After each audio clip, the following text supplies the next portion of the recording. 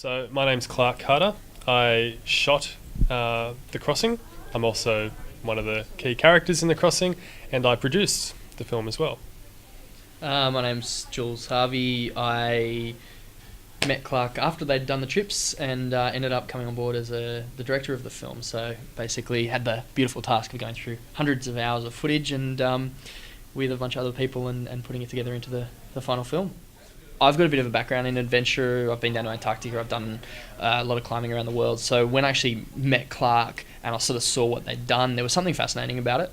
A lot of adventure these days is really driven by the money, the PR. How do I sell my book? How do I do this? How do I get the most publicity possible? And this is just insane. This is like this adventure is the adventure that every kid wants to do when they grow up. Arctic polar bears, wolves, madness, isolation, wilderness, everything. There was something just about it that was just different, and the guys have both got a beautiful eye for film. They've just naturally composed great shots and went to great lengths to get brilliant shots. So once I saw all that and met the guys, it was a bit of a no-brainer that it was something that me and my business partner Enzo wanted to get involved with, and luckily the boys decided that they wanted to work with us too, and it all worked out from there. Before trying to actually make the film, you think, yeah, we could do this ourselves, but once you actually dig into it and you start sifting through all the footage, it would have been very easy to make a film about the expedition, but it would have been very, very difficult to make a good film about the expedition. So when I met up with Jules, I knew he had the history in adventure, and he just got it. A lot of people don't quite get adventure, so he got it. He had the film skills. I liked what he did in the past, and we actually got along pretty well. So yeah, it just was a no-brainer for me as well to work with Jules and Enzo and Distracted Media. Yeah, well, I mean, the worst moments for us personally were the best moments to film, obviously. But you're in such a beautiful environment. The sun's, there's golden hour all day long, and you're in, there's icebergs and wild animals everywhere, and it's just beautiful. So in some ways it's very difficult to get a bad shot. There's just good shots everywhere. But it's also, it takes a lot of effort to film it properly because you're already stretched to your limit. You're pulling a couple 100 kilos behind you in knee-deep mud, and you've been going for weeks and weeks and weeks, and you're just beyond your own limit. And then you go, all right, let's stop and just spend the next 20 minutes filming it. That's not exactly what you feel like doing, but it's worthwhile.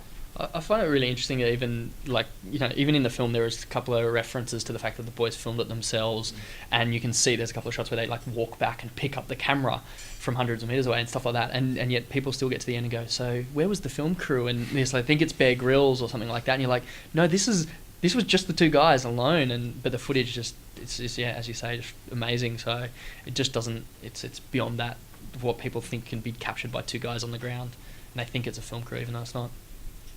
Did you lose any equipment along the way? We lost a few bits of equipment pretty early on. In fact, we blew up one of the video cameras on the second day. We had 2 video cameras with us, and one of them we plugged in anyway. We were tired and we broke some of the gear early on. But lessons learned very early on, and then we were very, very careful with our gear after that. But saying that, we always put a good shot over the safety of our equipment. So, we'd always try to be careful, but, if there was this great shot, but it meant we'd have to balance on top of the kayak above seawater and pull out the video camera and hold it above this thing just to get the shot of the seal or something. Of course we would do that.